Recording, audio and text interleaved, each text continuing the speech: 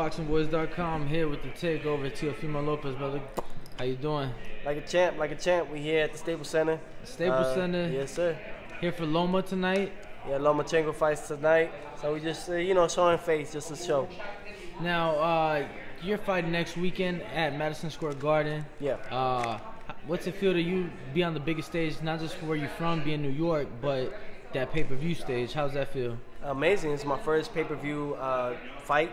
And, I'm not the main event, but I'm the co-main event. So we're there. We're right there, and that it just shows how close we are to reaching our goals. We still have more goals to achieve and everything, but we're right there for some of them. And it's a blessing, man, honestly. And fighting at Madison Square Garden, the mecca of boxing, fought there 4 times already. This will be my 5th time in the big room. This will be my 3rd time in the big room. So it's great. Definitely great. Absolutely. Now, obviously, being on that stage, being in front of your home fans, what's that mean? Because now you're living in New York, except when you're in camp, correct? You do camp in Vegas, but you live in New York. How's it been being back in New York, and what's it feel to be able to fight in front of your home fans? Usually now it's like when I'm back in New York, with my girl and everything, it's more of, I'm still working out, going to the gym, either LA Fitness or something, just working out. Staying in shape. You gotta stay in shape. That's the key. But it's mostly like me and her. We do our own thing. We stay at home and stuff. We don't really do much. There's so much things that we do. Like we'll go out to dinner and stuff like that. But it's just more like, But it's good. I love the culture. That's what it is. And I didn't experience it as much as I used to. Like when I was younger, I didn't get to experience it, all of it. Now, as I'm older, I get to do that. Man, I was fortunate to go to New York for the first time last year. That was the first time I ever been. Probably my favorite city in the U.S. Because of the culture. You talk about the culture. Yeah. So growing up for me, I'm used to seeing Mexicans and Puerto Ricans, and then you go to New York and they have every other Hispanic culture imaginable. Yeah. So. And where I stay at, it's like you got the Colombians, the Peruvians, you have the Mexicans. It's crazy. Everything, right? You get a mixture of everything. Absolutely. Now, gotta ask. Obviously, you're fighting next weekend, but tonight here for Lomachenko. That's a fight that you want. That's a fight that you want. It's not only a fight that I want. It's a fight that everybody wants to see. Fans, now. of the course. Fans. Now, the reason I'm bringing it up, obviously. I feel that down the line it's not going to be a hard fight to make, given that you guys are under the same promotion. However, recently, why is it so hard now? Exact. So that's kind of what I'm leaning to. Recently, this week actually, he made comments on how he'll fight Gervonta Davis for free, but he also said that he'll fight you if you become champion. Why do you feel that he's willing to, or do you feel like he's just talking about fighting somebody for free that it's going to be a harder fight, given that Tank is with another promotion and you're with this one? You feel that's talk, or why do you feel that he's avoiding you, or what do you make of that? What I make of it, they got me staying at a different hotel because they don't want me and him to interact right now. They have me staying, they told me I'm not allowed in the hotel that he's at. Really? Yeah, and that's from him saying that. Do you feel like he just and didn't want any... when he found out I went to that hotel, he just moved to another one. Really? Yeah, today. So do you, or last night, whatever it was. Do you feel that it's more of they didn't want him to get distracted? Look, that's the whole thing is like this, man. We're gonna do. I'm not gonna put my whole life on the line for this fight. The whole thing is, I want the fight. The fans see that I want the fight. I'm here today, right? Just to show face, to let them know. I'm gonna. Right now, my main focus, my main objective is April 20th. It's one fight at a time, obviously. We get the world title, and we see what happens from there. If that's what's going to take, I'm going to go and do it. And that's beautiful. I'll be world champion, and we could unify. Till then, there's nothing else to say about the Lomachenko fight. Because, obviously, y'all seen it. He's saying that he'll fight Gervonta. Really? Gervonta Davis for free? But for me, I have to have a belt. So, I don't know what y'all see it as, but how I look at it is like, I've been through that. So now... until that opportunity does arise, obviously the takeover doesn't stop. No, the takeover keeps on going. April 20th next weekend for yourself. And then hopefully we can make a world title fight in July. With somebody maybe like Richard Comey. Okay. It could be with Richard Comey. Whatever Mikey's gonna do, if he's gonna stay at 135, then that could be a fight, a possibility in July. Or well, Luke Campbell is the mandatory, so he might take that fight. So the main one would be like a good one right now. But you never know. Maybe Richard Comey will be like, hey, I want to fight Lomachenko next. So maybe avoid Teofimo. See what I mean? So all these guys are really avoiding that.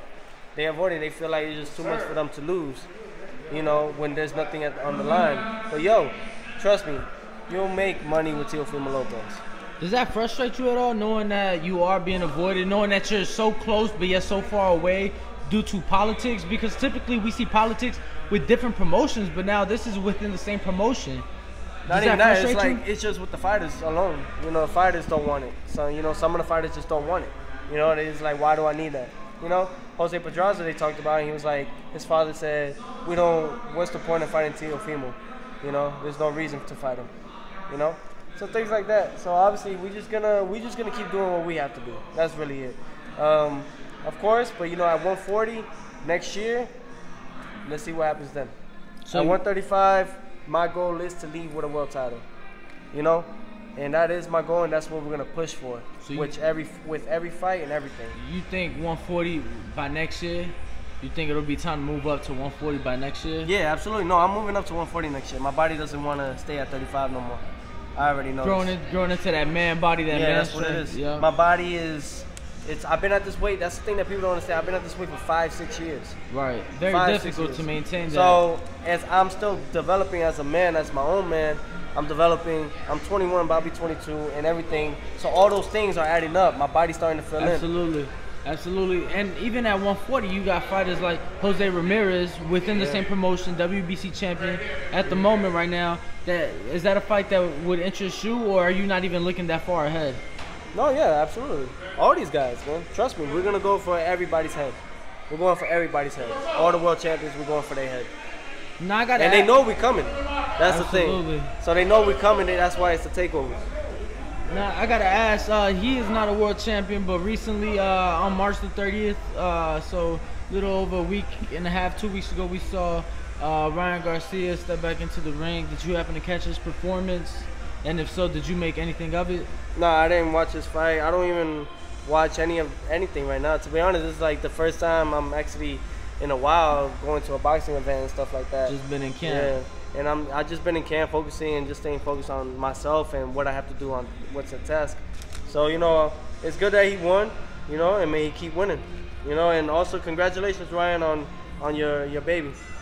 Absolutely, gratitude right there, bro. Now I gotta ask, right now, very busy time in boxing, a lot of fights coming up. Obviously yourself next weekend on the Terrence Crawford and Amir Khan undercard. That same night here on the West Coast, we got Danny Garcia, Adrian Granados. We also have Robert Easton. My boy Rolando Romero's fighting on that card. Rolly's on the undercard. Weekend after, you got Robert Easton and Rancy Barthélemy. 135 for WBA. 140. Nah, I'm pretty sure it's 135. 140. Is it? Yeah. Because Barthélemy just went up to 140. Okay, because I know there was talk of Easton went to 140. There was talks of I just heard today. It's probably for like the WBA regular or something. Yeah, so that's WBA regular, and I also heard that the IBO. I might have misread, but they said the IBO lightweight title. So I might have misread that text.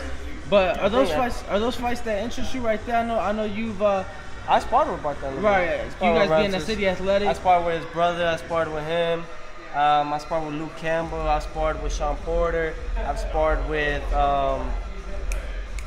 Regan Diao, so on and so forth. So many guys I've sparred with. Amir Imam.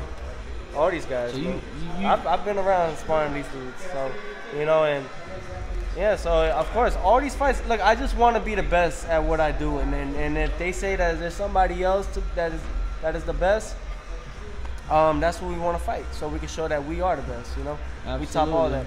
Ain't nothing to it, man. We just wanting to fight the best. That's all it is. Absolutely.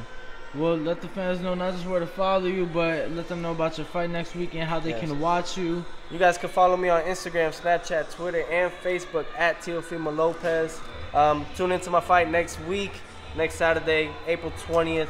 It's going to be a great show, great event. And you guys can get it on ESPN, pay-per-view. Tune in, man. Teofimo Lopez, The Takeover. If you enjoyed the video, feel free to hit the like, subscribe, and share. As always, if you want to support us to the next level, head over to the patreon.com/ThaBoxingVoice. We have tons of exclusive from Border Wars, Entitled, betting shows, the list goes on and on and on. But in addition to that, if you guys have questions for fighters, trainers, and promoters, this is where you can submit them. We will run out, get these questions answered, and put it back on the show just for you guys. Appreciate it. Peace.